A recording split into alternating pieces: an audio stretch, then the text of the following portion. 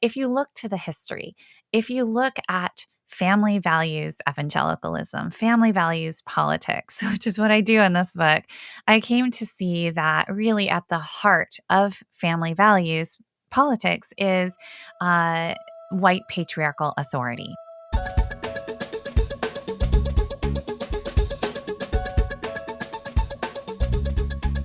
Welcome to Holy Heretics, Losing Religion and Finding Jesus from the Sophia Society. We're your hosts, Melanie and Gary Allen. And today we have the distinct privilege of talking to Dr. Kristins Backstory, whose book, Jesus and John Wayne, How White Evangelicals Corrupted a Faith and Fractured a Nation, we have quoted multiple times in past episodes. She is professor of history and gender studies at Calvin University. She holds a PhD from the University of Notre Dame, and her research focuses on the intersection of gender, religion, and politics. She has written for The Washington Post, NBC News, and Christianity Today, among many others. And she's been interviewed on multiple outlets, including NPR, the BBC, and the AP. So welcome, Dr. Dumais. We are so honored to have you here today. Oh, thank you. It's great to be here with you. So, Dr. Dumais, I just love the backstory for what motivated you to write the book, because I'm guessing that your research predates Trumpism. Is that correct? It does. It goes way back, more than 15 years, actually. And I owe this to my students. I was a new professor at Calvin University at the time. It was still Calvin College back then. And I had just taught a class on U.S. history, in which I introduced students to the concept of masculinity in history through the person of Teddy Roosevelt. And I showed my students how masculinity was about more than just personal choices, but it was linked to bigger questions of American power and empire. And when I wrapped up that lecture, a couple of guys from the class came up to me afterwards and said, Professor Dumais, there's this book that you have to read. And that book was John Eldredge's Wild at Heart. Oh. So this is back in 2005 or 2006. So the book had been out since 2001. It was, hugely, hugely popular. Everybody was reading it, in dorm groups, in church Bible studies. It was everywhere. It would go on to sell more than 4 million copies. And I'd heard all about the book, hadn't really bothered to read it, but I took their advice and I opened it up and I saw exactly what they meant. Right? The book opens with a quote from Teddy Roosevelt and then goes on to sketch a very militant and militaristic conception of quote unquote Christian masculinity. So God is a warrior God and every man is made in his image. Every man has a battle to fight. So this was 2005 or 2006, early years of the Iraq War.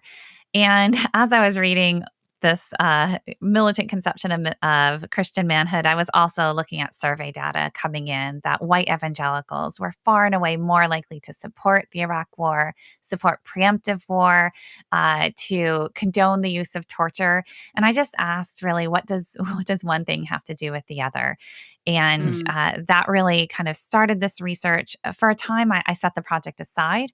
I had other things going on, and I was also had this nagging question of, well, first of all, what I was uncovering was really disturbing. It was deeply misogynistic, seemed really anti-biblical to me, and militant.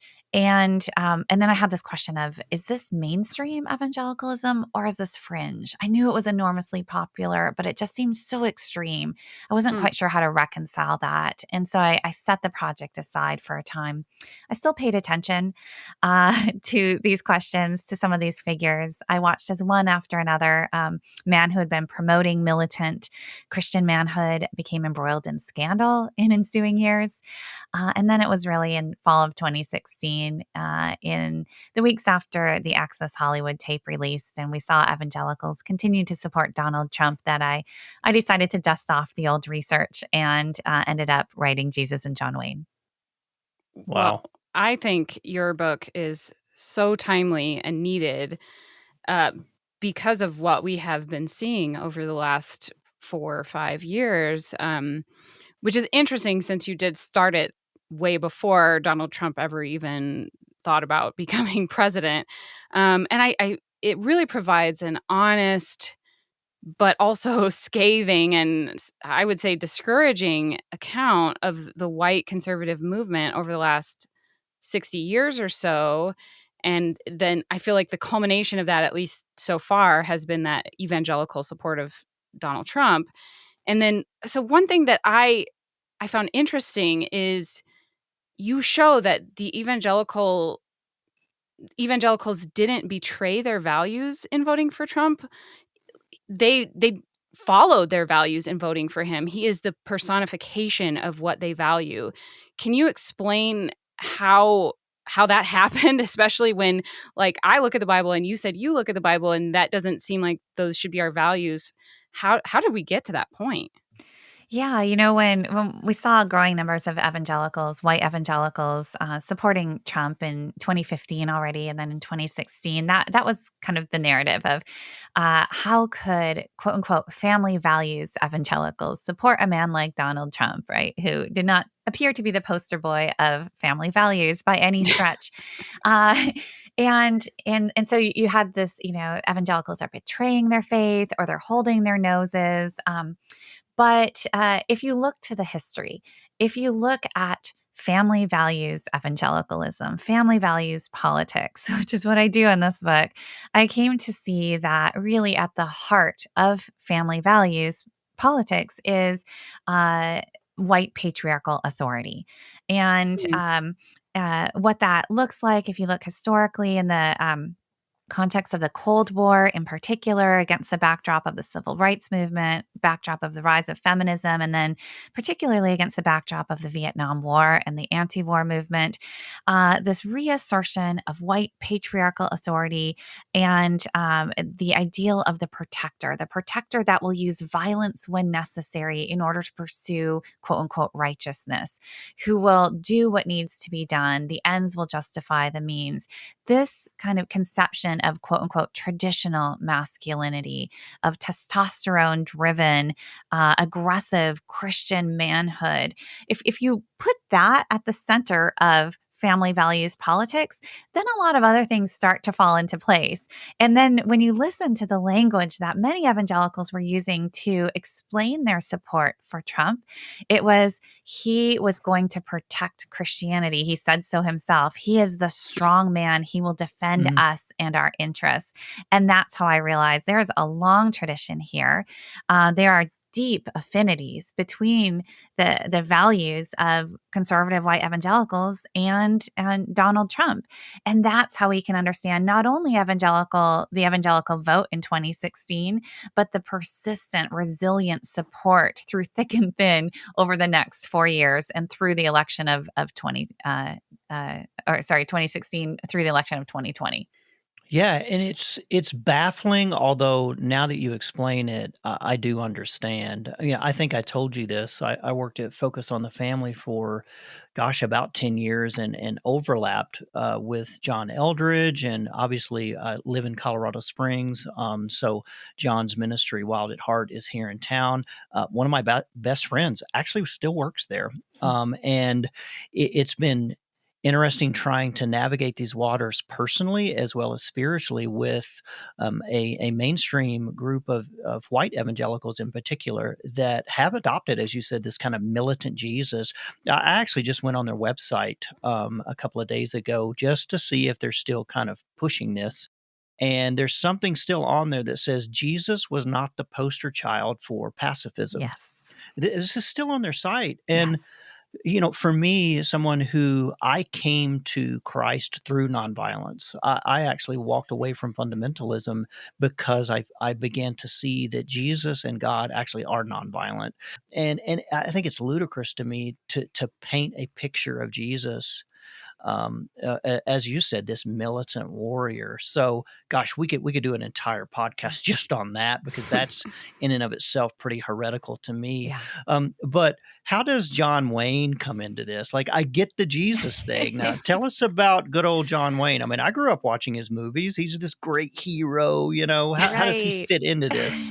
So I did not set out to write a book about John Wayne. And I'm as surprised as anyone that that's the title of this book. But, when I picked up Aldridge's book, all those years ago, one of the most startling things to me wasn't just like this militant content, but uh, how few Bible verses there were, or not just the Bible Mm, verses that I did find in the book were kind of cherry picked, Mm. and for a discussion of Christian manhood, the inspiration wasn't primarily drawn from the scriptures. And, these are self professed Bible believing Christians, right? Evangelical self identity here.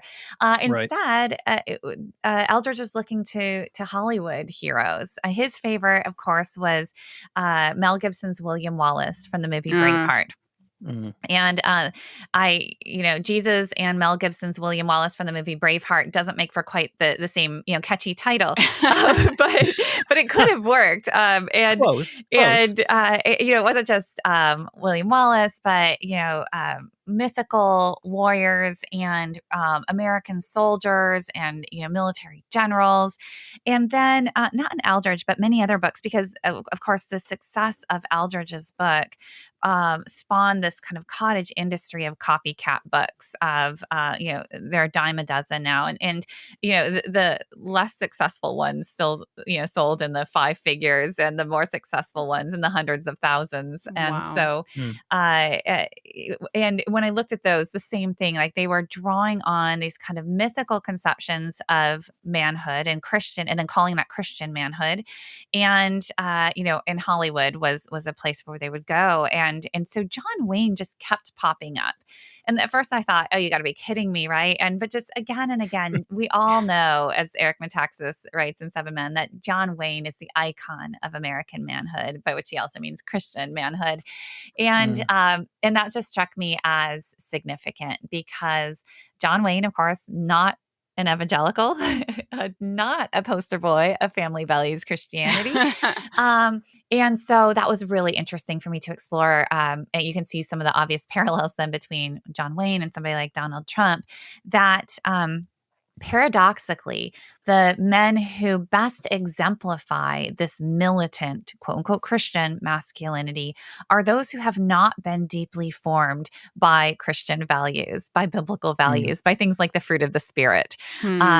And so you need to go outside of Christian formation to find these models of rugged, aggressive, even violent masculinity that you are then upholding as the ideal of Christian manhood. And that doesn't just shape your conception of manhood, it will also shape your conception ultimately of Christianity itself. And that's the corruption of the faith that I'm talking about.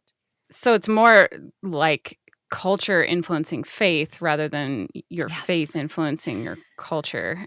Very much, very much. And John Wayne is not, it makes sense when you look at history. And, as this book kind of goes back to the Cold War era, opposition to civil rights movement, opposition to feminism, and especially the Vietnam War, and evangelicals' support for the war and opposition to the anti-war movement.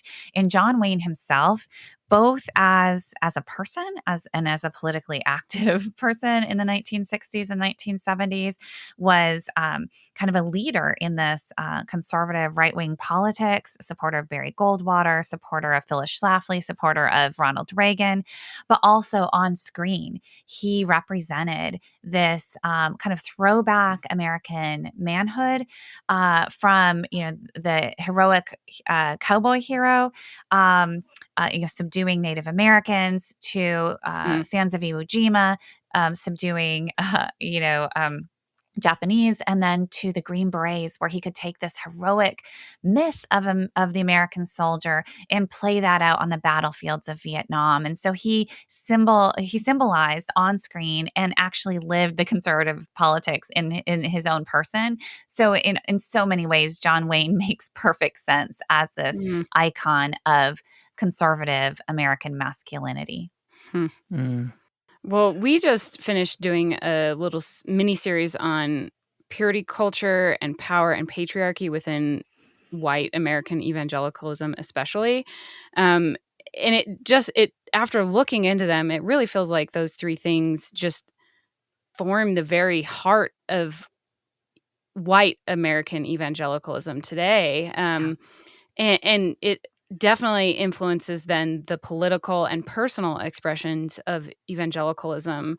So I'm curious, in your research, did purity culture or kind of that idea of how your sexuality ties into family values, did that come up in any of your research?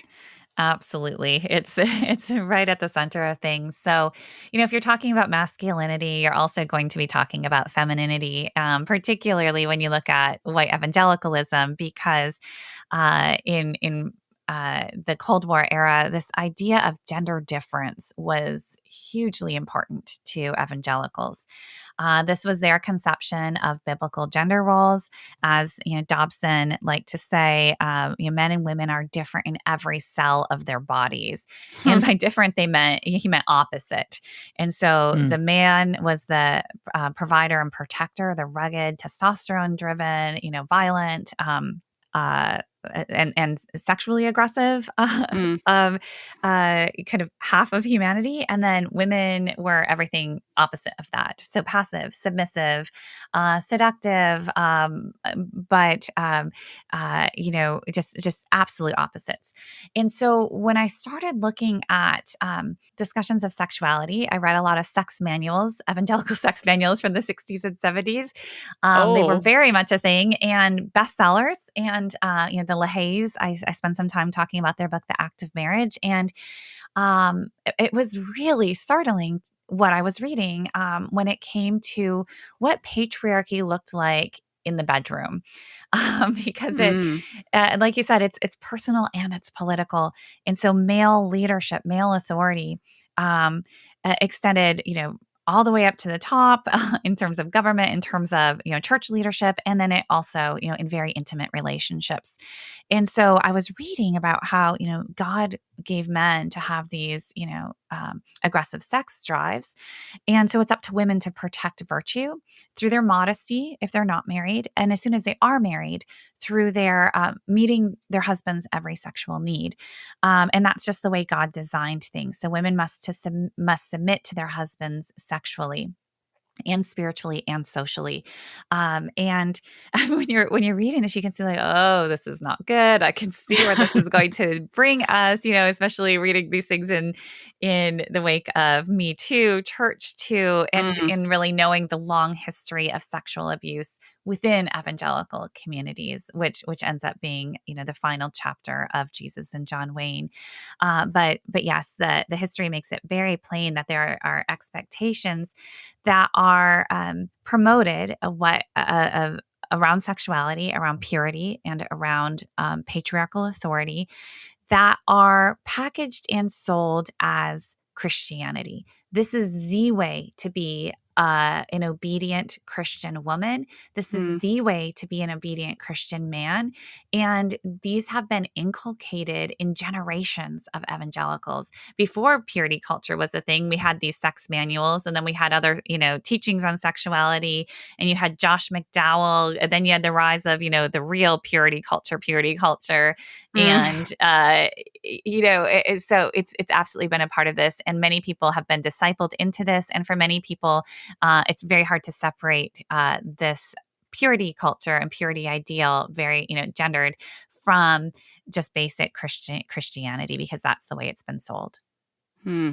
Yeah, we posted on social media about it, and I definitely had quite a few women who are Christians push back and say, "You can't, like, how could you possibly question this? Because Yeah. this is how we are good Christian women." And it Yes. was like, Mm. "Oh, I don't know even how to respond to that." Right. Right. Well, and I think there's something almost sinister about the connection that this has with Donald Trump, in Mhm. particular in the imaginations of a generation of older white uh, evangelicals who have been formed in purity culture and patriarchy and have been, in some ways, either sexually repressed or sexually malformed. I think that they like, and this is my opinion, but I think that they like the fact that here's a guy that's not only a bully, he is sexually aggressive. I Yeah. mean, he has a list of Playboy wives. He is blatant about his extramarital affairs, and Yeah. I think that they saw in him something that they actually wanted to do themselves, and that's a fairly twisted view of that. I understand, but I really believe that there's something there, that he was not only a political leader that they could look up to, but he embodied a sexual ethic that I think is a direct representation to some of this. That, man, it just seems really twisted to me. So, Yeah, yeah, it definitely aligns with the kind of ideal of powerful, rugged masculinity.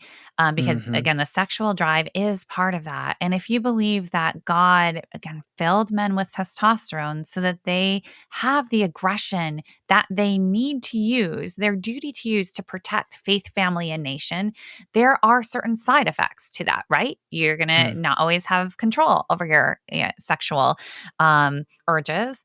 But that is, I mean, they might say that's not ideal. Get yourself under control if you can, but it also is a sign that you have been doubly blessed with this, right. testosterone, and that for so long they had been, denigrating feminists and the politically correct and blaming liberals and secular humanists for emasculating American men and our boys and all of this. And so when you're just kind of steeped in that rhetoric, and then you look at somebody like Trump, he is clearly not constrained by political correctness or any correctness. He is Right. wild. He's out of control. And that's what you've been saying is kind of, most men are not living that out in their own lives. You're right.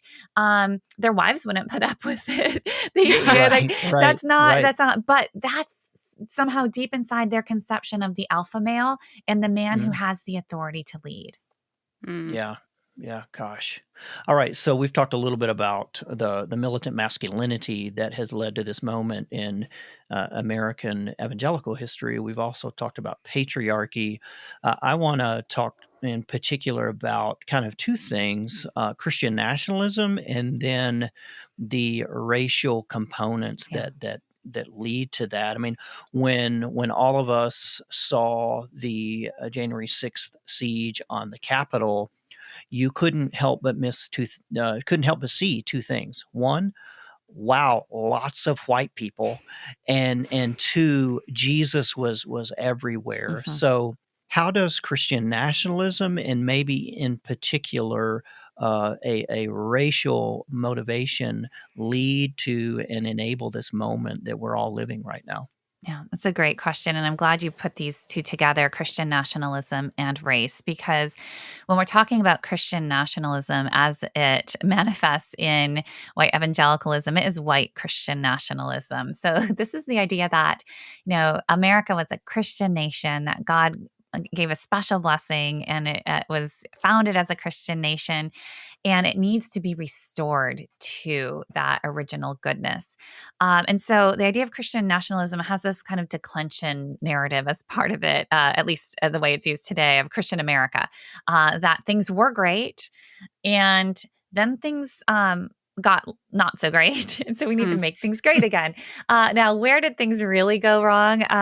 Often it's the 1960s. So if you just think about that narrative, right? You had 60s, that's when you have feminism and the anti-war movement, but you also have the civil rights movement. Mm. And if you just think about this narrative, Christian America, everything was great. And then the 60s happened and we need to make things great again. That only makes sense if you are a white Christian, right? It Mm. makes Yeah, no sense exactly. otherwise. So that's really important to recognize, but it's rarely stated in those terms, almost never, right? The whiteness there is largely invisible to the people who are promoting it, but it's very visible to anybody who's not white. Mm, So Christian nationalism, as evangelicals embrace it, is a white racial identity and political vision. And then when we look at the history, we can see how, as evangelicals kind of united, this Christian nationalist identity was right at the core of their political values as they started to coalesce in the 60s and 70s as a partisan political movement. It's not that they weren't political before, but it's during this era that we have the partisan realignment, and we have the rise of the religious right, and kind of the emergence of the modern partisanship of Democrats and Republicans and so on. And evangelicals are right at the center of this. And when we look at their political mobilization, particularly kind of fundamentalists who had claimed, oh, we're separatists, we're not going to engage in politics so much, it was the issue of desegregation that really riled up a lot of conservative Protestants, particularly in the South. And they fought for their rights. First, they established white flight academies, Christian schools, Mm, to maintain segregation for their children. And then they rallied around the defense of those institutions when the Hmm. IRS came after them. And that is part of the history of the religious right, a critical part. And that's a history that evangelicals do not tell themselves. And they will point instead, particularly to the issue of abortion. Um, Abortion is an important mobilizing issue. How important is an interesting question. Anecdotally, extremely important. But if you look at survey data, it's less important than a lot of other issues. But historically speaking, it came later. It came after opposition to desegregation had already started to really mobilize conservative evangelicals politically and move them towards the kind of morphing Republican Party into the religious right. And so that's mm. just historical facts that we need to reckon with. And that is a story that evangelicals do not tell themselves about themselves. I've just been shaking my head. I Yeah, just yeah, yeah. Yeah, this is I think what I love about, not only the conversation we're having, but your book is, you're motivated as a historian. Yeah. You are simply putting together the facts and the cause and the outcomes of some very real movements in history. This isn't hearsay, this isn't opinion. This is a research-based, argument that gives so much language to so much of the pain that I think another generation is feeling, for how we have all been formed as Americans and as Christians. So that is what, it really stands out to me, is this is a historical approach, not an emotional approach, and you cannot deny these facts. Yeah. Yeah, I think that's why the book uh, has gained such a large hearing. I think even within evangelical communities, there are some implicit theological claims probably that frame the book. Comes out a little in the intro, a little bit in the conclusion, but by and large, this is a work of history, and Mhm. it's a history that is, on the one hand, intimately familiar to many evangelical readers. So I get letters every day from evangelical readers. This started the week the book came out, and it has not yet let up. wow. And most of these letters are something like, and by letters I mean electronic, so messages. I've gotten a few paper letters, but mostly different messages saying, "This is the story of my life." Mm. Like they can just, and then they map it out. Like I was here, I was there, I have these books on my shelves. Like this is my life. But I didn't understand how all these pieces fit together. And I think that's what Mm. Yes. history can do, is it can put your story in the context of these larger stories. Mm. Definitely. I think one of the craziest things this in the last, year because of COVID and then all the problems that we've had in America, like with George Floyd and all the other killings and the riots and all that, for me has been I've had time to learn more, and it's been like, wait, why wasn't I ever taught about this event, or why wasn't I ever taught about this movement? Or I read a book called Virgin Nation that talked a Yeah, lot about what you're talking about. Maybe you read it as part of your research, I and did. it was mind blowing. It was like, why is it that we were never even taught this, or even like the people who taught me my faith didn't even know about it. That's how, like you said, we just don't tell ourselves that narrative. So it's Yeah, really just, it's frustrating because it's like once you have that bigger picture, you can have a more honest faith, I guess. yeah,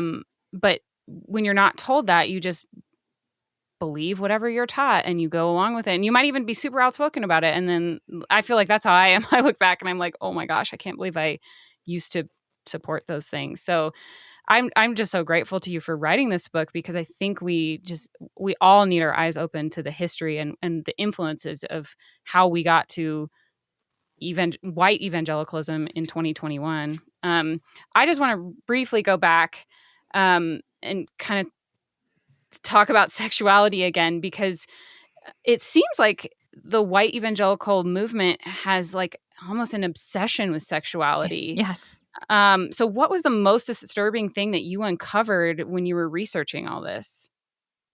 I mean, you're right about almost obsession with sexuality, with sex, and with gender. Right? That like even now, when I'll have evangelicals read this, like, "Thank you so much." This now, but help us. What is give us a new Christian masculinity that we can work with? And I'm like, Mm, um, let's just decenter that question for a little bit. Let's just talk Mm, about Christianity, right? So there's mm, this right. obsession, and that has for so long been, again, how people, like the comments you got on, from Christian women, like, how is this not just Christianity? So you're taking away our Christianity. So there's a lot of deconstruction that mm, has to happen.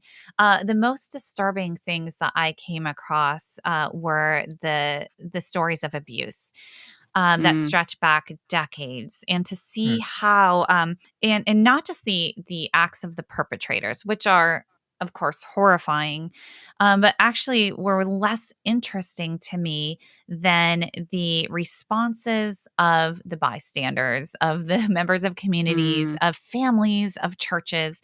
And here we see consistent and horrifying patterns of evangelicals who would deny the existence of abuse, who would blame victims, even young girls, for mm, seducing grown mm. men who were preying upon them, who would defend and protect the predator, who would circle the wagons for the sake of protecting the witness of the church and yes. throw victims under the bus over That and sounds like the over Ravi again. Zacharias thing going on.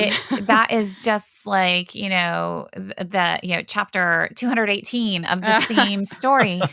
And I mean, he was on my radar a little bit. I mean, the truth is, like I said, I started the research for this book more than 15 years ago, set it aside, but I just paid attention to stories of abuse in these circles. And I started to keep files on them. And these stories have been out there for a long time. They came into the public in a couple of years back with Me Too and church Mm, too.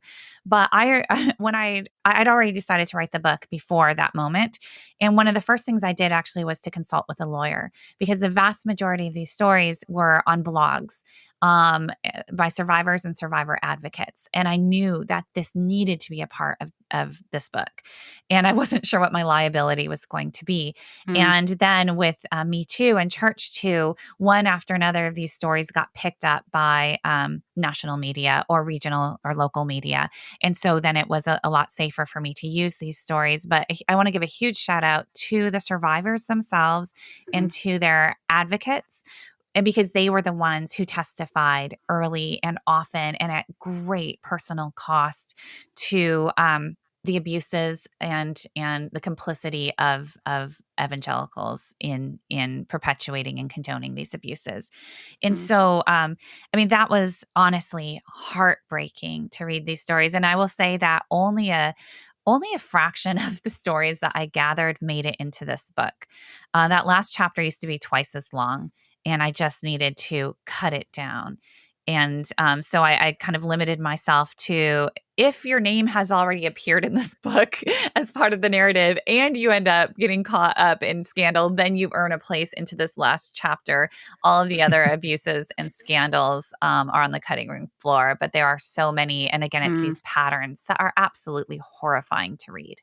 mm, Gosh, and we wonder why, empty the pews is, continues to trend Yeah. on Twitter, and we wonder why a generation of thoughtful, compassionate individuals want nothing to do with this movement, and I think that one of the motivating factors, probably for you, I'm going to assume, but also for us, as we're talking about these things, is we care about the church, Yes. and we care and love the bride of Christ, and when she looks nothing like the founder of our faith, then we have a duty to speak out, Yeah, not just about the witness of the church, but about all the victims exactly. that are just laying in a wake behind this entire movement. Yes.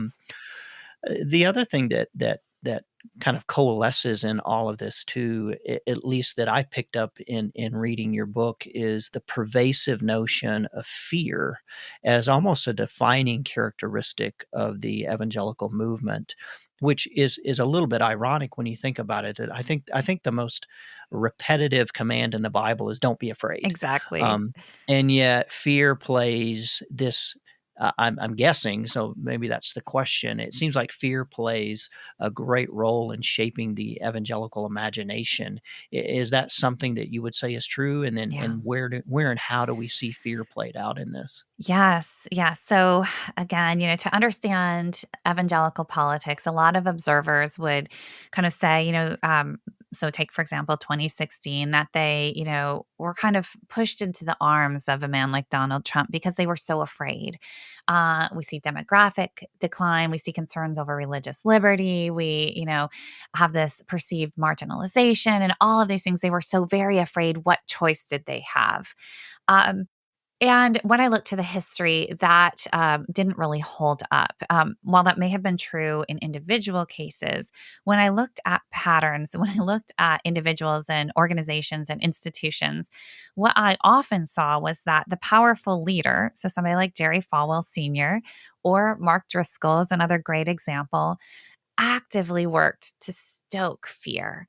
Hmm. To stoke fear in the hearts of their followers, like be afraid of what is out there, be afraid of that church down the street, be afraid of heresy, be afraid of Muslims, be afraid of liberals, of feminists, fill in the blank, actively stoking that fear in order to draw their followers to them because they promised protection.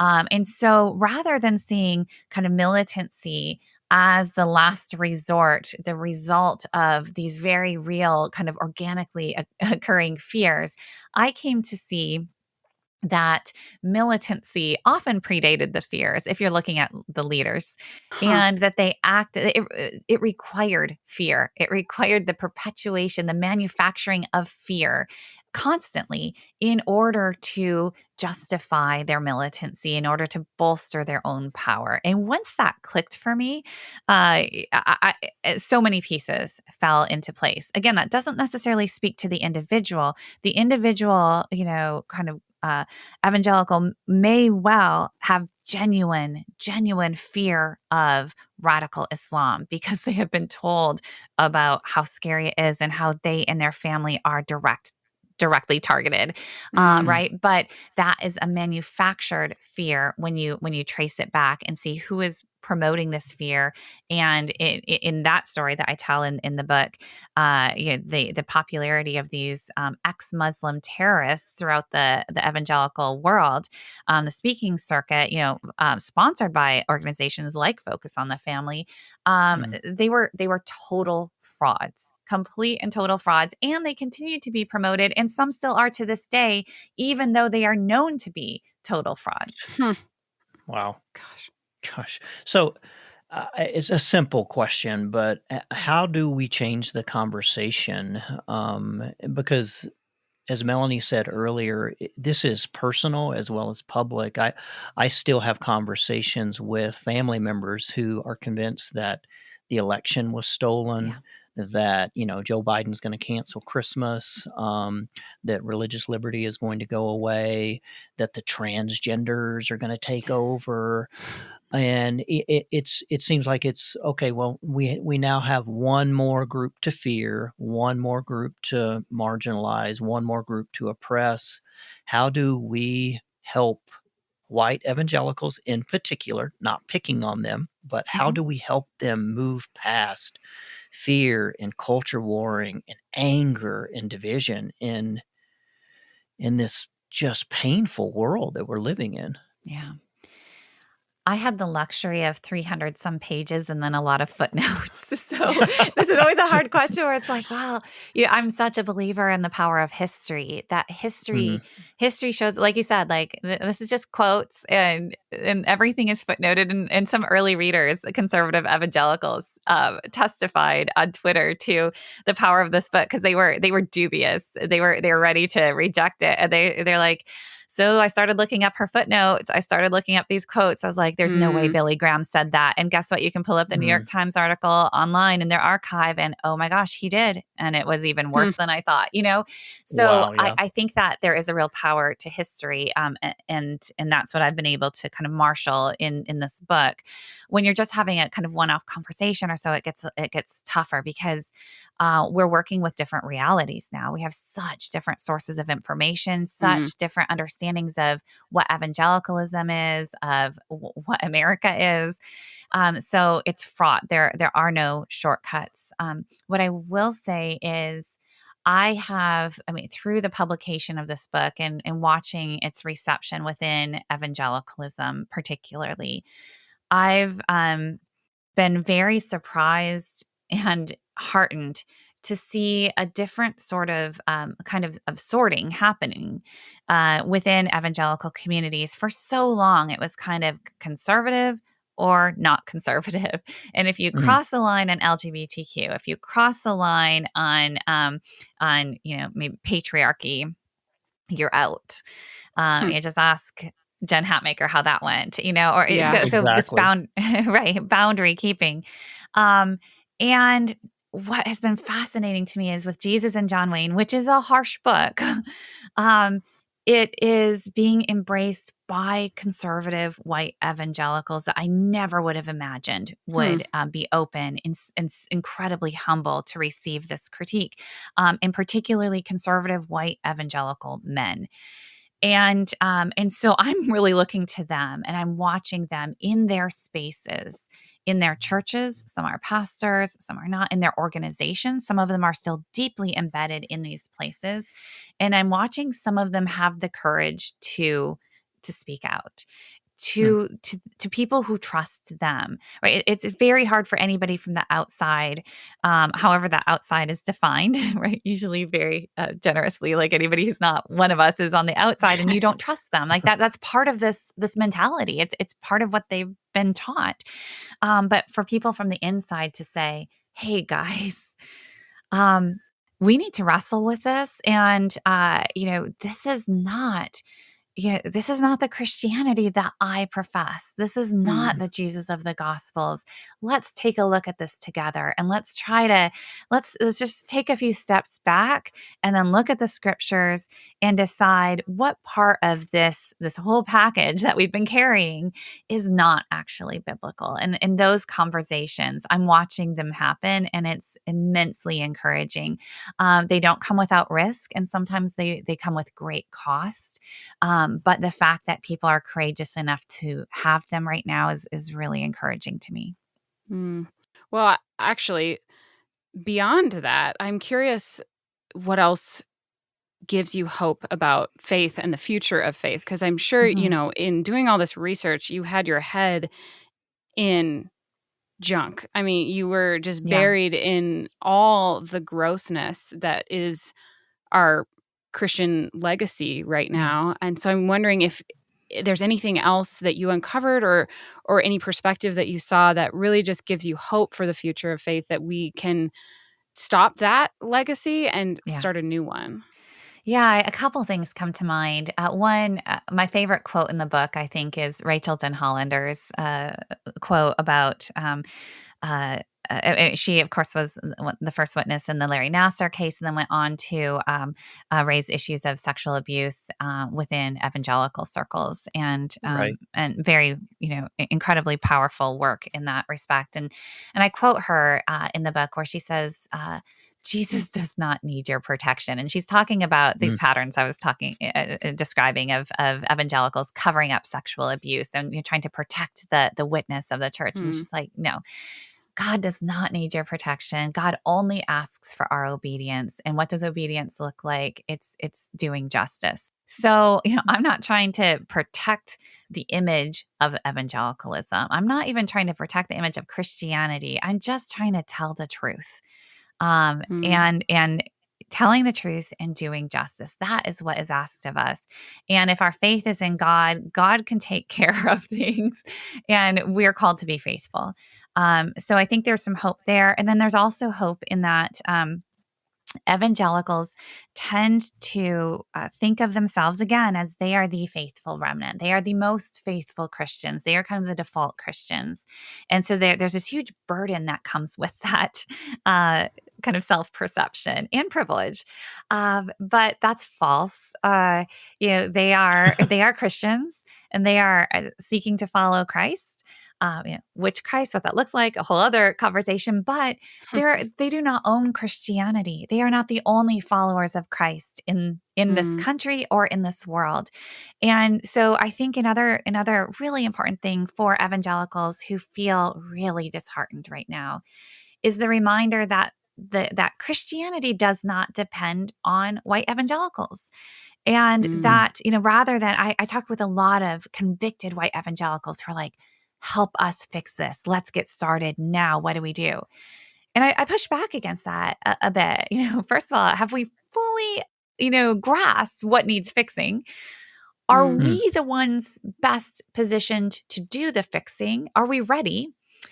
Do we have the leaders? Are our current leaders the people who ought to be doing this? Maybe I'm saying not. If they brought us to this right. point, just step down. And maybe what you need to be doing is listening to the voices that you and your communities have long excluded. And that means crossing racial lines. That mm, means listening to those that you have deemed, heretical or not orthodox enough or not pure Mhm. enough. That means opening yourself to the larger body of Christ and just listening and learning and finding that Christianity may, in fact, have been flourishing outside the walls of your evangelical megachurch. Uh, and so instead of trying to fix your church and make it bigger and better, maybe what you need to do is walk away for a time and mm. listen with humility and learn. And maybe the answers are going to be elsewhere. Mhm. Gosh, that's really good. And I think, you know, um, as I have traveled internationally over the last several years, that's something that has been really clear to me is there is a different version of Christianity Yeah. out there. And a lot of the Christians, specifically in the global South, are asking, what is wrong with you guys? We're this is we don't act like that, and we don't think like this. So the ability to look and learn and listen and maybe stop assuming that it's ours to lead Yes. is Mm. a beautiful commendation. Okay, we want to do one last quick thing with you, and then we'll let you go. If it's okay with you, we would love to ask you just a series of rapid fire questions. And it's just, you've not been prepared for this. We understand. So just answer as quick as possible. Okay. Would that be Of okay? course. Let's try it. All right. Okay, here we go. So first question, is there anything we should have asked you that we failed to? No, you're great. Well, that feels nice. Yeah. um, you posted on Twitter recently about your new book, which is called Live, Laugh, Love. And you said it's kind of like the female version of Jesus and John Wayne. So when does that come out? I Oh want to my read it gosh. now. Yes. So it's so much fun. My deadline is 2 years from now. So it won't be out until 2023, probably soonest, which seems like a long time, but it's already keeping me up at night, panicking about that deadline. But it's a lot of fun, super fun. I can't wait. Awesome. Okay, who is your favorite evangelical tough guy and why? Oh my gosh. Oh, my favorite. I should be saying Carmen this week, but no. Oh, I mean, I'm just so fascinated with William Wallace, Mel Gibson's William Wallace. I Mm, watched the movie again and I thought, oh my goodness, there is so much there. It is so perfect and so terrible. yeah. I met Mel Gibson at Focus on the Family when he was, doing his little Passion of the Christ Yes. tour. So I'm just going to say I had a moment with Mel Gibson in the men's restroom at Focus on the Oh, Family. gosh. We'll just leave it at that. You know, I'll be interviewing you for the next edition because I would really like that Great. story. Yeah, let's do a whole chapter with just me and Mel. I think that will work. All right. What is your favorite thing to do in your free time, if you ever have any? That is. Oh my goodness, I have none. I'm terrible. I have 3 kids and I have a teaching job and I write books. And so that's my life. My favorite thing, let's see, over a pandemic, my 12-year-old daughter and I watched did the Buffy marathon. So that was kind of fun. And lately we've moved into Scrabble, which is kind of our pastime. So I have no hobbies. I have no like anything interesting to say. It's really like, what can I do to spend some time with any of my 3 kids? And that's what I will be doing if I'm not writing. Yep. Yeah. Oh, I love that though. That's beautiful. Love it. All right. What's your favorite movie and why is it Rudy?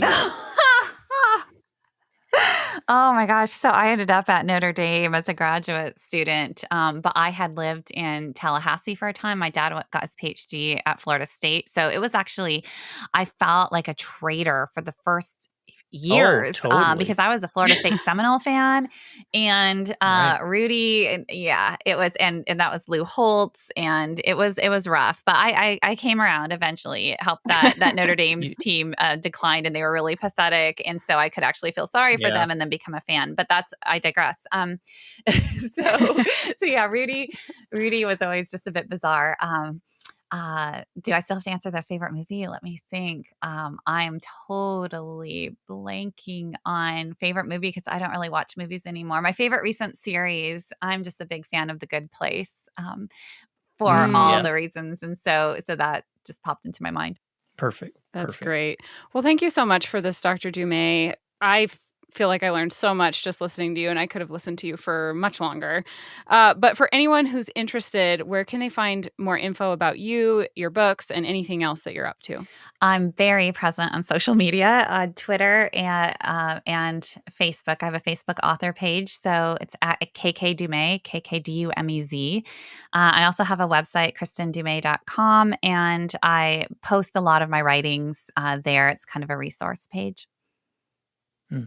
Awesome. Dr. Dumais, this has been just so enjoyable. We're honored, and we've been humbled to have this conversation with you. So thank you so much. Oh, thank you both. I really enjoyed this. And yes, we'll be following up about Mel Gibson. Absolutely. What an eye-opening interview. And seriously, her book is amazing. If you haven't read it, we highly recommend it. Thanks for listening today. Next week, we are chatting with the Joshua Harris. That's right, the author of I Kissed Dating Goodbye himself. And we're talking with him about his experience in evangelicalism, homeschooling, and eventually recanting and renouncing most, if not all, of what he once so strongly believed and promoted. You definitely don't want to miss it, so make sure to subscribe. For show notes, head to holyheretics.org, where we've also linked to all of Dr. Dumais' information. And if you're enjoying this podcast, would you take a moment to either tell someone you know about it or to leave a review on Apple Podcasts? Both of those really help us out, help us to find more people who would benefit from this content, and we would really appreciate it. Thanks so much. This episode was produced by the Sophia Society. Music is by Faith in Foxholes, and sound engineering is by Joshua Mudge.